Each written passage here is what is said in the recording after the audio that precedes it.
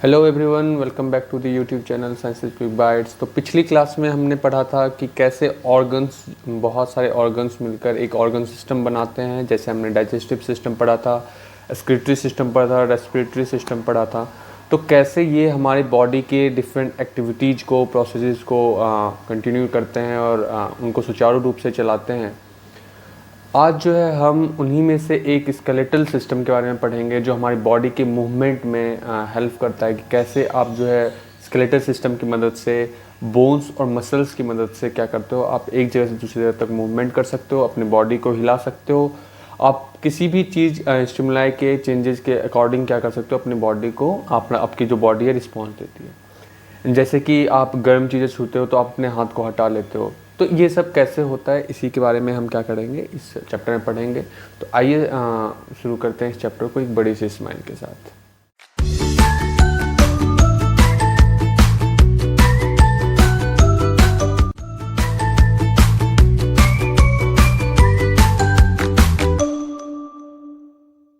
बच्चे, हमने पिछली क्लास में पढ़ा था कि कैसे जो ऑर्गन सिस्टम होते हैं वो हेल्प करते हैं। अगर किसी बच्चे ने वीडियो नहीं देखी है तो आप जाकर हमारे चैनल पे जाकर देख सकते हैं, या हमारे डिस्क्रिप्शन में उनका लिंक दिया हुआ है, तो आप वहाँ से भी देख सकते हैं।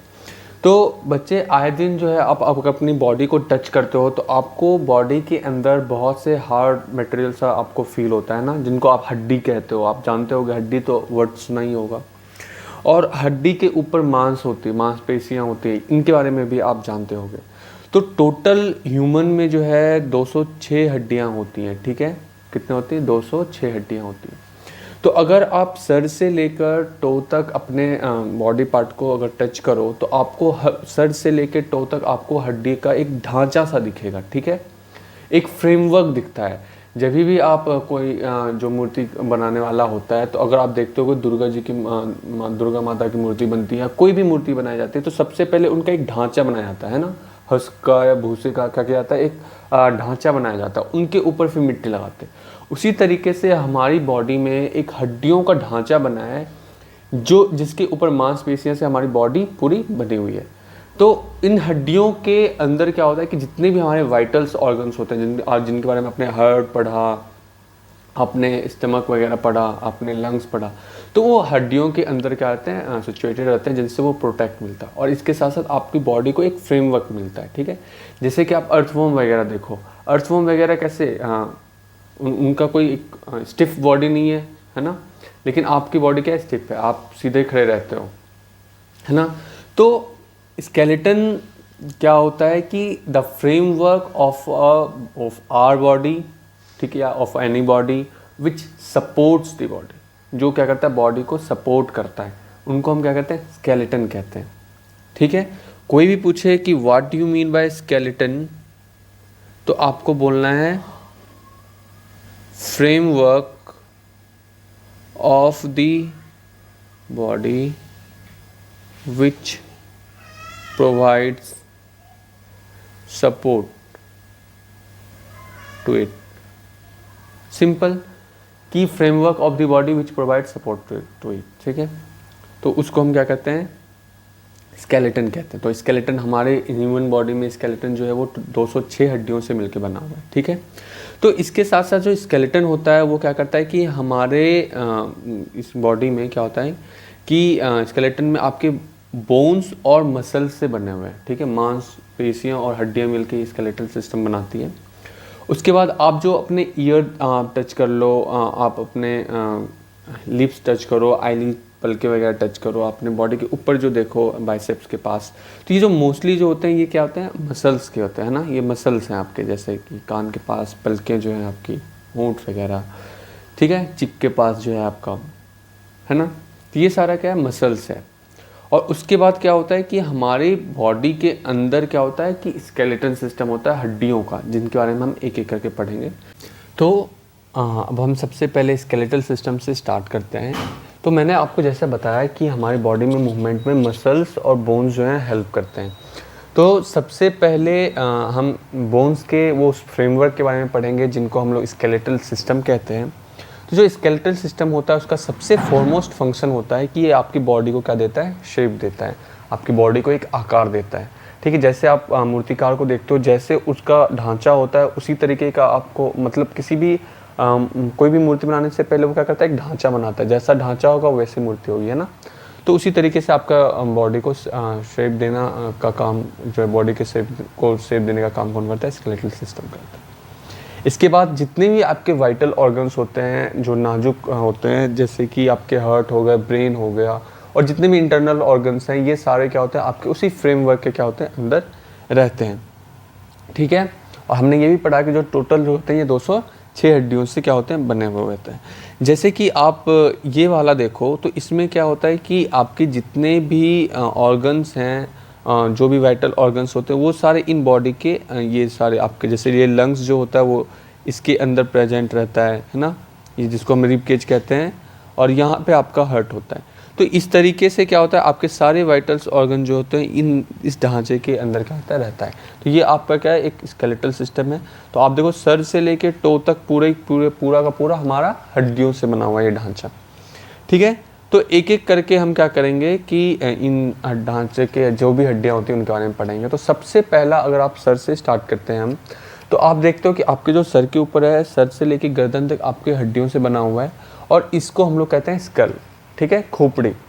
जो हमारा स्कल होता है वो 2 तरीके के हड्डियों से बना होता है। उनमें 2 तरीके की हड्डियाँ होती हैं। एक जो सबसे ऊपर होता है, जो आपके सबसे मोस्ट वाइटल ऑर्गन्स ब्रेन को क्या करता है, प्रोटेक्ट करता है, ठीक है, उनको चोट वगैरह से क्या करता है, बचाता है। उनको कोई भी बाहर के जितने भी चोट वगैरह जो होती है उन ना लग जाए उनको, तो उनसे क्या करता है, बचाता है। इसके बाद दूसरा जो बाकी सारी जो हड्डियाँ, दूसरी जो हड्डियाँ होती हैं वो आपके जैसे कि आपके गालों के पास, आपके ललाट के पास, आपके कपाल के पास, है ना, ये नाकों के पास, आँखों के पास जो हड्डियाँ होती हैं उन सारे उनके पास वो प्रेजेंट रहते हैं। और यहाँ पे जो ऑर्गन्स होते हैं, जैसे नोज़ वाले जो भी रेस्पिरेटरी के जो ऑर्गन्स हैं, जैसे कि नॉस्ट्रिल वगैरह, आपके माउथ कैविटी वगैरह, जो टंग वगैरह है, ये सबको, इन सबको क्या करता है कि प्रोटेक्ट करता है ना। और जबड़े वगैरह, ये सारे क्या होते हैं, ये सारी हड्डियाँ जो है वो लोअर पार्ट्स में होती हैं। तो जैसे कि आप ये देखो तो ऊपर वाला जो पार्ट है, ये स्कल लिखा है, ये ऊपर वाला जो पार्ट है, यहाँ पे आपका ब्रेन प्रोटेक्ट रहता है। और सारे जो आपके टीथ हो गए, आपके आईज हो गए, नोज के पार्ट जो होंगे, नॉस्ट्रिल वगैरह आपके, ये सारे क्या होते हैं, आपके नीचे वाले हड्डियों में प्रोटेक्टेड रहते हैं। इसके बाद जो है, अगर आप अपने गर्दन के पास से लेके, बैक से लेके अपने हाथ को टच करो, अपने बॉडी को टच करो, तो आपको जो है क्या होगा कि एक लंबी सी हड्डी जो है आपको फील होगी, है ना। इसको हम लोग स्पाइन कहते हैं, ठीक है। जैसे कि ये वाला अगर आप गर्दन के पीछे से पूरा नीचे तक जाओ तो आपको क्या होगा, एक हड्डी बीच में सेंटर में आपको फील होगा, उसको हम लोग क्या कहते हैं, स्पाइन कहते हैं। तो जो आपका स्पाइन होता है, अगर आप उसको ध्यान से टच करो तो वो छोटे छोटे हड्डियों से जुड़ा हुआ होता है, ठीक है, छोटी छोटी हड्डियों से बना हुआ होता है, जिसको हम लोग क्या कहते हैं, वर्टिब्रा कहते हैं, ठीक है। अगर आप इस बोन को छोटे छोटे देखो तो ये आपके छोटे छोटे बोन्स से क्या होते हैं, आपके बने हुए होते हैं। जैसे कि अगर आप ध्यान से देखो तो ये एक क्या है, छोटे छोटे बोन्स से बना हुआ होता है। इनको हम लोग क्या कहते हैं, वर्टिब्रा कहते हैं। और जो वर्टिब्रा होता है, ये जो स्पाइन्स होते हैं, इनका बहुत ही इंपॉर्टेंट रोल है। क्योंकि आप जब नर्वस सिस्टम पढ़ेंगे हम, तो उसमें देखेंगे कि हमारा जो ब्रेन होता है वो सबसे इम्पॉर्टेंट ऑर्गन है नर्वस सिस्टम में। जैसे कि आप कोई गर्म चीज़ छूते हो तो आप अपने हाथों को हटा लेते हो, ठंडे में आप अलग रिएक्ट करते हो, आपको चोट लगती है तो आप हाथ हटा लेते हो। तो ये कैसे कर पाते हैं, ये हम कर पाते हैं नर्वस सिस्टम के बदौलत, है ना। नर्वस सिस्टम के बारे में हम अच्छे से पढ़ेंगे। उसके बाद क्या होता है कि ब्रेन के बाद एक आपका स्पाइनल कॉर्ड होता है। स्पाइनल कॉर्ड वो एक रस्सियों सा एक स्ट्रक्चर होता है, रस्सी जैसा स्ट्रक्चर होता है, जो आपके नर्व सेल से बना हुआ होता है, ठीक है। और नर्व से ही टर्म आया है नर्वस सिस्टम, ठीक है। जो आप किसी भी चीज़ को छूकर रिस्पॉन्स करते हो, किसी चीज़ को देख के रिस्पॉन्स करते हो, डरते हो, हंसते हो, है ना।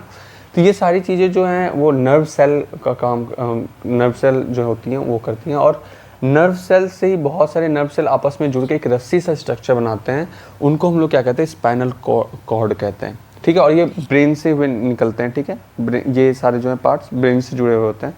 तो ब्रेन के बाद आपका एक रस्सी सा स्ट्रक्चर आता है, उनको हम लोग स्पाइनल कॉर्ड कहते हैं। और ये स्पाइनल कॉर्ड जो होता है ये इसी वर्टिब्रल कॉलम या स्पाइन जिनको हम कहते हैं उसी के अंदर क्या होता है ये प्रेजेंट रहता है। ठीक है, तो जो आपका स्पाइन का जो सबसे इम्पॉर्टेंट काम है, अब इस लेवल पे आपको बस इतना ही समझना है कि जो स्पाइन है उसका सबसे इम्पॉर्टेंट काम है आपके स्पाइनल कॉर्ड को प्रोटेक्ट करना। ठीक है, तो जो भी आप रिफ्लेक्स करते हो या आपका ऑटोमेटिक रिफ्लेक्स होता है, जैसे कि आप कोई चिल्लाता है आप डर जाते हो, है ना, या किसी चीज़ को आप छूते हो, है ना, तो आप गर्म है तो हाथ हटा लेते हो, ठंडा है तो ज़्यादा तो हाथ हटा लेते हो। तो ये सारी चीज़ें कैसे कर पाते हो? तो ये सारी चीज़ें जो हैं वो स्पाइनल कॉर्ड की मदद से ही होती हैं। ठीक है, नॉर्मली क्या होता है कि आप जब किसी बॉडी को आपने पढ़ा होगा 5 सेंस ऑर्गन्स होते हैं, स्किन होता है, नोज़ होता है ना, ईयर होता है, आई होता है। तो ये सारे जो होते हैं आपके सेंस ऑर्गन्स हैं जो चीज़ों को सेंस करके आपके ब्रेन को सिग्नल भेजता है कि हाँ, जैसे कि आप गर्म चीज़ छूते हो तो आपकी बॉडी के अंदर बहुत सारे नर्व सेल्स प्रेजेंट है। ठीक है, जैसे आप टच करते हो तो वो नर्व सेल जो है आपके सिग्नल्स को कि ये गर्म है आपके स्पाइनल कॉर्ड तक पहुंचाता है, स्पाइनल कॉर्ड से फिर आपके ब्रेन तक जाता है। तो इस तरीके से क्या होता है कि आप जो है फिर ब्रेन आपको सिग्नल देता है कि अरे गर्म चीज़ है, आपके हाथ जल जाएंगे, आप इसको यहाँ से हटा लो। तो इस तरीके से नर्वस सिस्टम क्या करता है, काम करता है। ठीक है, तो इनमें हम नर्व्स के बारे में पढ़ेंगे। तो जो नर्व्स होते हैं वो क्या होते हैं, फाइबर लाइक होते हैं। ठीक है, आपके जो कुछ फाइबर्स लाइक स्ट्रक्चर होते हैं जो आपके ब्रेन और स्पाइनल कॉर्ड से जुड़े हुए होते हैं। ठीक है, और वो जो फाइबर्स हैं वो आपके डिफरेंट पार्ट्स ऑफ बॉडी को क्या करते हैं, कनेक्ट करते हैं। इन्हीं को हम क्या कहते हैं, नर्व्स कहते हैं। ठीक है, नर्व्स क्या होते हैं, फाइबर लाइक रेसे से जो होते हैं आपके स्ट्रक्चर होते हैं। और ये क्या होते हैं कि आपके जो हमने ब्रेन और स्पाइनल कॉर्ड पढ़ा उनसे क्या होता है, जुड़े हुए होते हैं और आपके डिफरेंट बॉडी पार्ट्स से क्या होते हैं, जोड़ते हैं उनको। तो जिससे क्या होता है, जैसे कि अगर आप हाथ से टच करते हो, उंगली से किसी चीज़ को टच करते हो तो स्पाइनल कॉर्ड तो आपके पीठ के पीछे है ना, या ब्रेन आपके सर पे है, तो वहाँ तक सिग्नल कैसे पहुँचेगा, वहाँ तक सिग्नल पहुँचेगा आपके नर्व्स के जरिए। जैसे कि आपके पैरों में चोट लग जाती तो पैरों से सर तक की तो दूरी बहुत ज़्यादा है, वहाँ तक कैसे सिग्नल पहुँचेगा, तो पहुँचेगा नर्व्स के जरिए। ठीक है, तो नर्व्स जो होते हैं वो 3 तरीके के होते हैं। सबसे पहला मोटर नर्व्स, सेंसरी नर्व्स और मिक्स्ड नर्व्स। तो आपको नाम से पता चल जाएगा जो मोटर होता है एक्चुअली किस चीज़ से रिलेटेड होता है। आप इलेक्ट्रिक मोटर वगैरह पढ़ते हो, है ना, मोटर कार वगैरह पढ़ते हो, तो मोटर जो होते हैं वो किसी चीज़ को चलाने के लिए, है ना, तो जिनसे मूवमेंट होती है। तो जो मोटर नर्व्स होते हैं वो क्या करते हैं कि ब्रेन से ऑर्डर लेके आता है और स्पाइनल कॉर्ड से, ठीक है, और वो दूसरे ऑर्गन्स तक जो है या मसल्स तक या ग्रंथि, जो भी आपकी ग्रंथियाँ होती हैं बॉडी में, ग्लैंड्स जिसको बोलते हैं, वहाँ तक क्या करता है, सिग्नल को लेके जाता है और उनको बोलता है कि आपको क्या काम करना है। जैसे कि मसल्स तक लेके जाएगा तो मसल्स को सिग्नल देगा कि आप कॉन्ट्रैक्ट हो जाओ, जिनकी वजह से आप क्या करोगे, हाथ हटा लोगे। ठीक है, तो वो मसल्स को सिग्नल देगा कि आप हाथ हटा लो। तो ये मोटर नर्व्स का काम होता है। सेंसरी नर्व्स का काम क्या होता है, सेंस करना। इस चीज़ों को ध्यान से समझना बच्चे। जो मोटर नर्व्स होते हैं उनका काम होता है कि मूवमेंट कराना, अपने हाथ को हिलाना डुलाना, जो है जैसे कि आपने गर्म चीज़ छुआ, ठीक है, तो आपका ब्रेन जो है सिग्नल भेजेगा कि आप जो है हाथ हटा लो, वो आपके मसल्स को सिग्नल भेजेगा और मसल्स की वजह से आप हाथ हटा लोगे। सेंसरी नर्व्स जो होते हैं वो आपके बॉडी पार्ट से मैसेज लेके जाते हैं आपके ब्रेन तक या स्पाइनल कॉर्ड तक। ठीक है, तो जो भी आपके पार्ट्स जो ब्रेन के पास होते हैं वो डायरेक्टली ब्रेन तक चले जाते हैं। जैसे कि आपके आई से या ईयर से सिग्नल्स आपके डायरेक्ट ब्रेन तक चले जाते हैं। और जो भी पार्ट्स आपकी ब्रेन से दूर होते हैं, जैसे कि आपके टोज वगैरह, हैंड्स वगैरह, तो ये सारे सिग्नल्स जो होते हैं पहले स्पाइनल कॉर्ड पे जाते हैं और स्पाइनल कॉर्ड से फिर ब्रेन पे चले जाते हैं। तो ऐसे ही नर्व्स को हम क्या कहते हैं, सेंसरी नर्व्स कहते हैं, जो आपके बॉडी पार्ट से चीज़ों को सेंस करके सिग्नल्स जो है आपके ब्रेन तक भेजता है। उनको हम क्या कहते हैं, सेंसरी नर्व्स कहते हैं। फिर होते हैं कुछ आपके मिक्स्ड नर्व्स होते हैं। जो मिक्स्ड नर्व्स क्या होते हैं कि ये दोनों काम करते हैं। ठीक है, वो ऑर्डर को कैरी करके लाते भी हैं और ले भी जाते हैं। ठीक है, तो अगर आप इस चीज़ों को समझो कि जैसे आप कोई गर्म चीज़ छूते हो तो आपका कौन सा नर्व जो है सिग्नल लेके जाएगा ब्रेन तक, सेंसरी नर्व्स। तो पहले सेंसरी नर्व्स क्या करते हैं, आपके सिग्नल को जो है लेकर जाता है आपके ब्रेन तक कि ये आप जो टच कर रहे हो वो क्या है या कैसा है। है ना। उसके बाद वो ब्रेन जो है आपको ऐसे फिर मोटर नर्व्स के जरिए आपको क्या करता है, सिग्नल भेजता है कि ये जो चीज़ आप छू रहे हो ये गर्म है, इस चीज़ आप हटा लो, वरना क्या हो जाएगा, आपका हाथ जल जाएगा, ठीक है। और ये ब्रेन कैसे करता है, ये ब्रेन जो है अपने मेमोरी से करता है। जैसे कि आप बचपन में बच्चों को देखते होगे, उनमें बहुत सी जिज्ञासा होती है, वो गर्म चीज़ें छूते रहते हैं, उनको तभी पता नहीं होता ये क्या है। जब वो छूते हैं तो उनको पता चल जाता है कि ये गर्म है, ये इससे आपको आपकी बॉडी को हर्ट पहुंचता है। तो आपका जो ब्रेन होता है वो उस मेमोरी को क्या करता है, स्टोर करके रख लेता है कि कभी भी आप फ्यूचर में जब उस चीज़ को छुओगे तो आपको ये पता, उसके ब्रेन को पता है कि आप जब उसको छुओगे तो आपको गर्म लगेगा। तो इसलिए क्या करते हैं कि आपका जो इसलिए जो ब्रेन होता है वो आपके मोटर नर्व्स को क्या करता है, सिग्नल देता है कि आप वहाँ से हाथ हटा लो। और इसी वजह से क्या करते हो, आप गर्म चीज़ों को टच होते ही, आपके गर्म चीज़ों में कोई हाथ टच होते ही आप क्या करते हो, हाथ को तुरंत हटा लेते हो, एकदम बिल्कुल रिफ्लेक्स, है ना, ऑटोमेटिक ही हाथ हट जाता है। तो ये सारे इन 3 नर्व्स की मदद से होते हैं, ठीक है। तो जो आपके इस स्पाइनल कोड के को प्रोटेक्शन के साथ साथ जो आपका वर्टिब्रल जो कॉलम या स्पाइन जो होता है, बैकबोन जो होता है, वो आपकी बॉडी को इलास्टिसिटी देता है, जिसकी वजह से आप आगे पीछे जो है वो झुक पाते हो। और इसी की वजह से आपने पढ़ा ना कि जो स्पाइंस जो होता है हमारा, अगर आप ध्यान से देखो तो ये छोटी छोटी हड्डियों से बना होता है, जो एक दूसरे के ऊपर ग्लाइड कर सकते हैं, फिसल सकते हैं।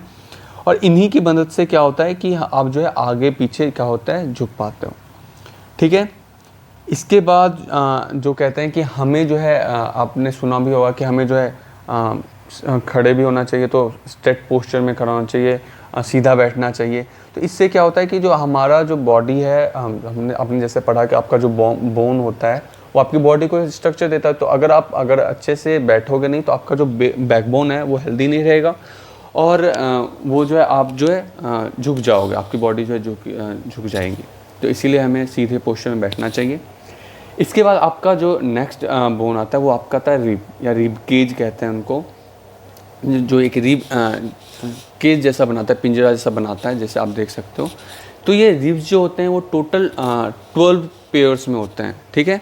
एक इधर से लेफ्ट से, एक आपके राइट से नॉर्मली।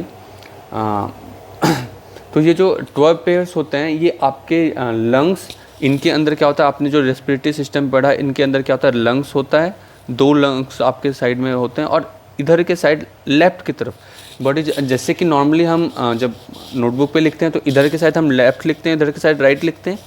लेकिन अगर आप बॉडी के ऑर्गन्स में देखो तो इधर वाला जो होता है इधर लेफ़्ट होता है, और इधर जो होता है आपका राइट पार्ट होता है बॉडी के अंदर। अगर आप बॉडी से देखो तो जैसे कि ऐसे मैं बना दूँ तो ये पार्ट जो है आपका लेफ़्ट होता है, और ये पार्ट आपका राइट होता है, ठीक है। तो आपका जो हार्ट होता है वो थोड़ा लेफ़्ट की तरफ होता है। तो ये लेफ़्ट और हार्ट और लंग्स को प्रोटेक्ट करता है। तो नॉर्मली जो आपके बैकबोन से लेके आपके आगे वाले चेस्ट बोन तक जो होते हैं वो 10 जो पेयर होते हैं, टोटल 10 पेयर जो होते हैं वो आपके जुड़े हुए होते हैं। और जो 2 पेयर आपके लास्ट के होते हैं वो सिर्फ आपके बैकबोन से जुड़े हुए होते हैं और चेस्ट बोन से नहीं जुड़े हुए होते हैं। इनको हम लोग क्या कहते हैं, फ्लोटिंग रिब्स कहते हैं।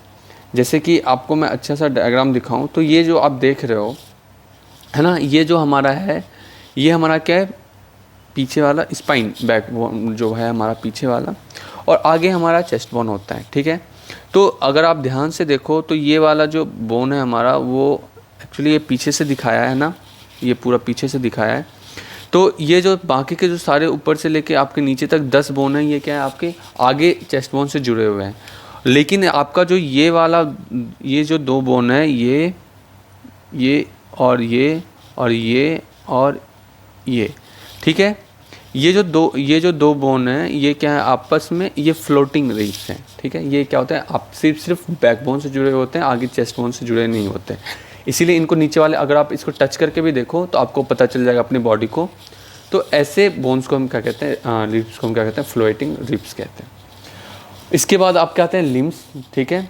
तो अगर आप स्केलेटल सिस्टम को अगर हम ध्यान से देखें तो हमने क्या किया, स्कल के बारे में पढ़ लिया है ना, हमने पीछे जो बैकबोन होता है हमने उसके बारे में पढ़ लिया, हमने रिब केज के बारे में पढ़ लिया। अब जो हमारे लिम्स बचते हैं, ठीक है, ये जो हैंड है और ये लेग्स होते हैं, इनको हम लोग क्या कहते हैं, लिम्स कहते हैं, ठीक है।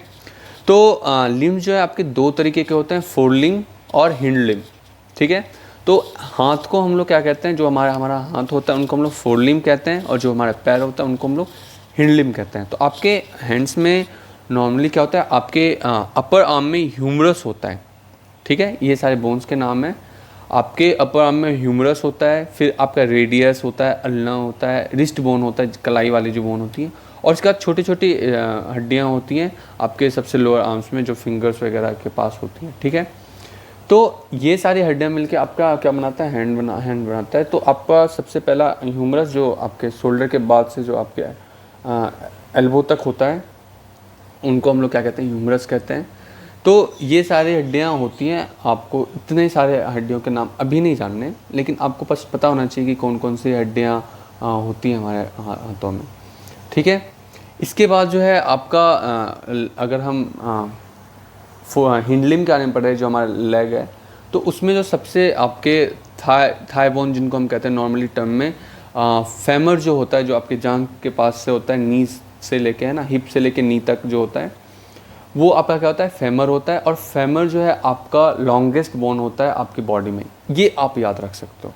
जो फेमर होता है, ये एग्ज़ाम में भी आ जाता है कि आपका जो लॉन्गेस्ट बोन जो है वो आपका कौन सा है। तो सबसे लंबी जो हड्डियाँ होती है आपकी बॉडी में, वो क्या होती है, फेमर होती है। इसके बाद ये आपके अपर लेग में होता है ना। उसके बाद आप नीचे जाते हो तो फिर आपका टिबिया आता है, फिब्यूला आता है, फिर एंकल, है ना, और उसके बाद स्मॉलर बोन्स जो आपके पाँव के पास नीचे में होती हैं, उनको हम कहते हैं, ठीक है। तो ये सारी हड्डियाँ मिलके आपके हिंडलिम बनाता है। उसके बाद जो अपर और लोअर लेग्स जो होते हैं, वो आपके नी जो है अपर लेग और थाई बोन के बीच में, और आपके नीचे वाली जो लेग्स की जो भी हड्डियाँ हैं, वो आपके नी के पास जुड़े होते हैं, है ना, नी जॉइंट के पास जुड़े हुए होते हैं, जिनको आप घुटने कहते हो। इसके बाद जो है आपके जो लिम्स होते हैं, वो आपके होलो और लॉन्ग बोन्स से बने हुए होते हैं, लंबी हड्डियाँ होती हैं और अंदर से खोखले होते हैं। इनमें क्या होता है, आपका एक फैटी सब्सटेंस भरा हुआ होता है, जिनको हम लोग कहते हैं बोन मैरो। बोन मैरो जो है इम्पॉर्टेंट इसलिए है क्योंकि आपकी बॉडी में जो रेड ब्लड सेल होता है, आपका जो खून होता है, वो बोन मैरो में ही बनता है, ठीक है। तो इस चीज़ों को आप याद रख सकते हो कि बोन मैरो का काम क्या होता है, आपके जो भी फैटी सब्सटेंस होता है आपकी हड्डियों के अंदर, वो क्या होता है कि ब्लड बनाने में भी हेल्प करता है, ठीक है। और इसके बाद एक टर्म आता है गर्डल। जो गर्डल होता है वो क्या होता है कि वो पॉइंट होता है जहाँ से आपका आर्म या लेग जो है अटैच्ड रहता है। तो अगर आप देखो तो आपके शोल्डर के पास, कंधे के पास और आपके हिप के पास ये आपके हैंड जो है और आपके लेग्स जो हैं जुड़े हुए होते हैं। तो इसीलिए इनको शोल्डर या पेक्टोरल गिल्डर कहते हैं, या आपके हिप और पेल्विक गिर्डल होते हैं, ठीक है। दो तरह के गिर्डल होते हैं। गिर्डल क्या होता है, जहाँ से आपके आर्म्स और लेग्स जुड़े हुए होते हैं। तो जो शोल्डर कंधे के पास जुड़ा होता है उनको हम लोग शोल्डर, या साइंटिफिक टर्म में हम उनको पेक्टोरल गिर्डल कहते हैं, या नॉर्मल टर्म में हम हिप या उनको पेल्विक गिल्डर कहते हैं। तो पेल्विक के पास क्या होता है, आपके जो लेग्स जो हैं वो आपके जुड़े हुए होते हैं हिप से। इसके बाद आता है जॉइंट्स। तो अगर आप देखो आपके शोल्डर के पास से, या आप अपने एल्बो के पास से देखो, या नी के पास से देखो, तो अलग अलग हड्डियाँ एक दूसरे से क्या है, जुड़ी हुई हैं। तो जॉइंट जो होता है वह प्लेस होता है जहाँ पे दो हड्डियाँ जुड़ती हैं या मिलती हैं, उनको हम क्या कहते हैं, जॉइंट कहते हैं। तो कभी भी एग्जाम में डेफिनेशन आता है, what do you mean by joints. तो the places where two bones meet is called joints. तो उनको हम क्या कहते हैं, जॉइंट्स कहते हैं। तो आपके स्कल में जो है, अगर आप अपने स्कल को देखो तो वहाँ की हड्डियों को आप हिला नहीं सकते।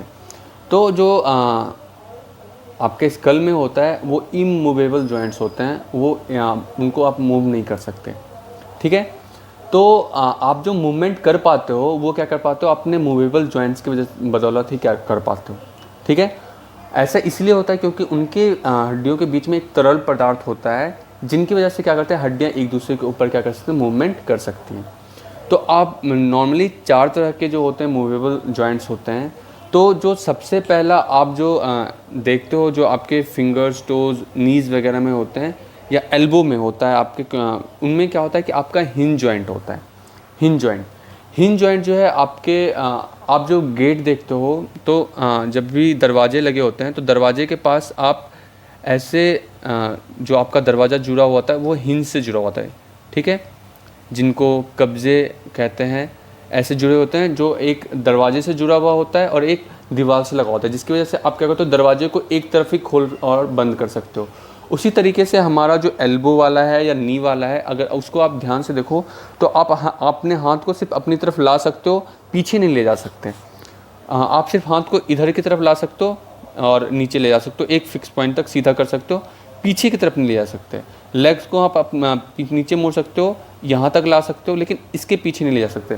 तो जैसे दरवाजे होते हैं ना कि एक सीधा हो सकता है, फिर आप उसको खोल सकते हो या फिर बंद ही कर सकते हो, उसको फिर अपनी तरफ पीछे नहीं खींच सकते।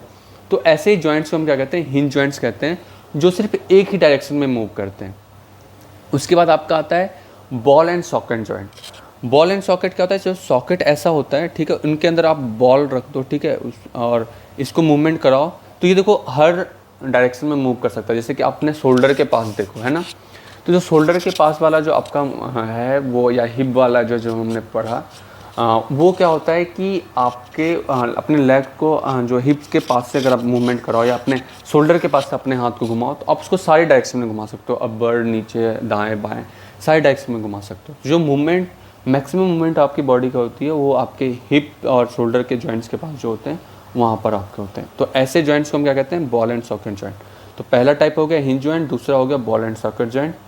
तो बॉल एंड सॉकेट जॉइंट इसीलिए कहा है कि जो सॉकेट जैसा स्ट्रक्चर होता है और इनके जो अंदर जो हड्डियाँ होती हैं वो बॉल लाइक स्ट्रक्चर में होती हैं, और अगर आप इसको मूवमेंट कराना चाहो तो ये हर डायरेक्शन में क्या हो सकता है, मूवमेंट कर सकता है।